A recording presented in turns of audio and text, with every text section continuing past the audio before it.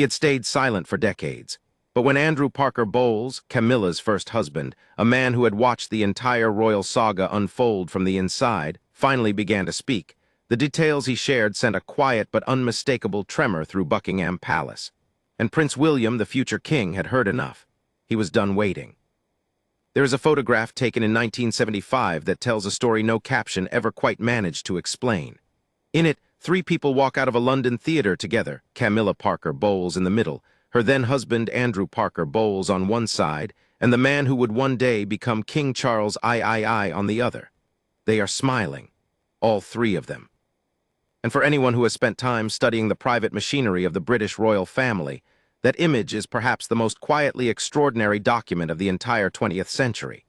Because what it represents, that strange, tangled arrangement of loyalty, desire, duty, and silence, would go on to shape the lives of people who had not yet even been born, including a boy named William.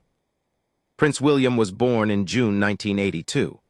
By the time he was old enough to understand the world around him, his parents' marriage was already fracturing under pressures that the palace publicly denied and privately managed with practiced efficiency.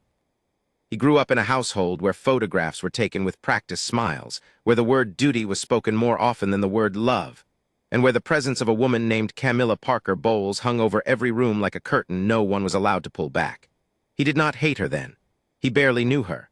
But he knew what she represented, he knew what his mother believed, and what his mother suffered, and that knowledge settled into him like something cold and permanent. Andrew Parker Bowles, the man who married Camilla in 1973 and divorced her in 1995, has always occupied a peculiar position in this story. He was the official husband during the years when Charles and Camilla's relationship was at its most intense and its most damaging. He was a brigadier in the British Army, decorated, disciplined, deeply connected to the royal family through bonds that predate his marriage entirely. His family had been friends with the Queen Mother. As a boy, he served as a page at the coronation of Queen Elizabeth II in 1953. He played polo with Prince Charles.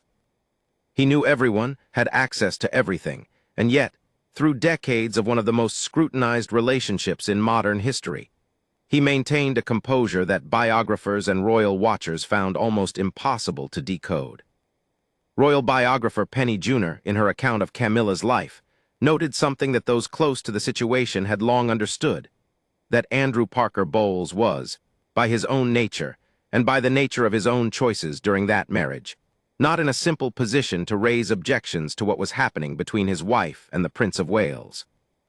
The 1995 divorce announcement, issued jointly by Camilla and Andrew, stated that the decision had been taken together, that they had grown apart, and that they wished each other well. It was civil. It was managed.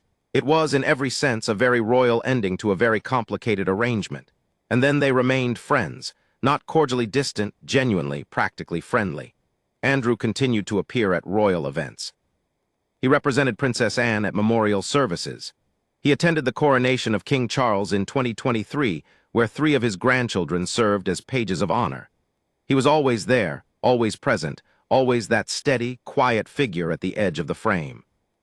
What made people pay attention again, what started conversations that eventually reached the ears of Prince William's circle, were the details that had been accumulating quietly for years, details about the true nature of the arrangement that had existed during those crucial years, about who had known what and when, about the internal mechanics of a relationship that reshaped the British monarchy permanently. Not accusations, not explosive revelations in the tabloid sense, but the kind of detailed, sourced, multi-layered account that comes when someone with genuine inside knowledge and nothing to prove begins to let the full picture emerge. Andrew Parker Bowles had spent the better part of 3 decades being the most restrained man in one of history's most public dramas. His connections, his memory, his presence at events stretching back to the 1950s, all of that represented a reservoir of knowledge that the palace had always quietly counted on remaining sealed. For William, this was never simply about the past. The past was the architecture of his present. He had grown up knowing that his mother, Princess Diana, had described Camilla as a Rottweiler, had felt that Camilla's presence in Charles's life had made her own marriage not just unhappy, but actively unsafe emotionally. He had watched his mother give an interview that shook the palace to its foundations, in which she spoke about her pain with a rawness that the institution found deeply uncomfortable. And then in August 1997, his mother died. He was 15 years old. Whatever complicated feelings he carried about the circumstances of his parents' marriage, about the affair that had run through it like a fault line, those feelings did not disappear. They calcified. Royal expert Christopher Anderson, who wrote extensively about the relationship between William and Camilla, put it plainly, that William had long harbored a fundamental wariness about his stepmother that went beyond simple resentment. He had tolerated the relationship between his father and Camilla because his father needed it, and because William understood duty even as a young man. He and Harry had reportedly pleaded with Charles not to marry Camilla in 2005. Their father went ahead anyway. The boys attended the wedding. William shook hands and smiled for cameras and did what princes do. He absorbed his private feelings and showed the world a composed face. But those who knew him closely, those who observed the family interactions over the following years, consistently noted that the warmth between William and Camilla was functional rather than genuine. Cordial, not close. The relationship had evolved in unexpected ways as the years passed, particularly during the period when both King Charles and Princess Catherine were managing serious health challenges. During that time, royal observers noted that William appeared to recognize, perhaps grudgingly, the stabilizing role that Camilla played in his father's life. She had been, whatever else one believed about her, consistently and genuinely supportive of Charles through his cancer treatment. She had increased her public engagements, stood beside him at state events, maintained a schedule that demonstrated real commitment. Royal commentator Ian Pelham Turner noted that William seemed to have seen the value in what Camilla was providing to his father during those difficult months. It was not warmth, but it was a form of pragmatic acknowledgement. Then came the tensions with Catherine. According to multiple sourced accounts, the relationship between Camilla and the Princess of Wales had become, by 2025 and into 2026, a source of genuine friction within the household. Reports described an incident during a state visit that had left those present uncomfortable, a moment in which Camilla had been described as dismissive, territorial, and sharp, in a way that raised what one insider described as William's hackles. The nature of that tension was not merely personal, it was institutional. There was a question of authority, of who spoke for what, of the delicate internal hierarchy that exists within a royal family navigating a transition between a reigning monarch in declining health and an heir in waiting with his own clear sense of how things should be done. William had watched his wife be treated in a way he considered unacceptable, and that had a cost. The details that emerged through Andrew Parker Bowles, accumulated through his long, quiet presence at the edge of the royal world, were not dramatic in isolation, but together they formed a picture that William found impossible to simply set aside. The account of how Camilla and Charles's relationship had actually functioned during those years of overlap, the internal dynamics of what was known and accepted and managed by those closest to the principals, all of it added layers of context to a history that William had been living inside without ever fully seeing from the outside. It was, in a specific and uncomfortable way, like reading a document about your own childhood that explains things you sensed but could not name. William's decision, when it came, was characteristically measured. He did not make statements. He did not give interviews. The future King of England does not operate that way. He has spent his entire life watching what happens to people in his family who do. What he did was make a series of quiet but unmistakable choices about how his household would function, how decisions within the family would be structured, and where the boundaries of Camilla's authority, as queen consort to his father, would be understood to stop. Royal sources and expert commentary aligned on one consistent reading, that William was, carefully and deliberately, beginning to draw lines, not out of cruelty, not out of old anger resurging, but out of a very specific, very clear-eyed understanding that he would one day be king, that the monarchy he inherited would be shaped by the decisions he allowed or refused in the present, and that the dynamics his father had accepted were not dynamics he was obligated to carry forward. Expert analysis from those who study the succession question closely has consistently noted that when William eventually accedes to the throne, Camilla would retain a title, queen consort, in the tradition of the queen mother before her, but that her operational role within the institution would be determined by the new king's choices, not by precedent alone. William understands this. He has always understood this. The question has never been what the rules permit.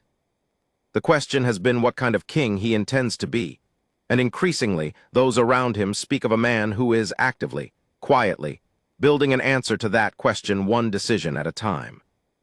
What Andrew Parker Bowles' long, slow emergence into fuller candor about those years provided was not ammunition. William does not need ammunition. What it provided was confirmation, a closing of the gap between what William had always privately understood and what the record now more fully reflected. The man who had been the other side of the arrangement, who had lived through it with his own knowledge and his own silence, had over time allowed enough of that knowledge to surface that the picture was now more complete than the palace had ever intended it to be. And William, who grew up in a family that managed information the way other families manage finances, carefully, strategically, with an eye on the long term, absorbed that picture and made his calculations accordingly. He is not his father. That much is clear to everyone who has watched him closely. Charles was a man torn between duty and desire for most of his adult life, a man who struggled to be the king he was expected to be while also being the person he privately was. William does not appear to suffer from that particular tension. He knows what he wants the monarchy to look like. He knows what kind of family he is building. He has a wife who survived cancer and emerged with a clarity and a composure that earned her a level of public affection that Camilla, for all her years of diligent service, has never quite managed to achieve. He has children who will one day carry this institution forward. And he has, in the particular way of someone who has spent a lifetime watching other people's mistakes from the inside, a very precise understanding of which patterns he refuses to repeat. The British royal family moves slowly. Its changes are rarely announced. They accumulate in gestures, in absences, in the particular way a future king positions himself at a state event or chooses not to seek proximity at a family gathering. Those who watch it professionally, the correspondents, the biographers, the royal editors who have covered Buckingham Palace for decades, speak of William's current posture as something they have not seen before. He is not merely waiting to be king. He is, quietly and deliberately, already becoming one. And the decision he has made about what kind of relationship he will carry forward with the woman who has been, for better and worse, one of the defining figures of his family's modern history. That decision is already visible to those who know where to look in every careful choice he makes. The photograph from 1975 still exists. The three people in it are older now, changed by decades and loss and the relentless machinery of public life. One of them became queen. One of them became king. And one of them, Andrew Parker Bowles, the brigadier who stood at a coronation as a boy and watched three monarchs from close enough to see the grain of the wood, has, in his own quiet way, helped illuminate a story that is still very much in progress. Prince William has heard the details. He has made his decision, and whatever comes next, it will be built on the fullest understanding of the past that he has ever had.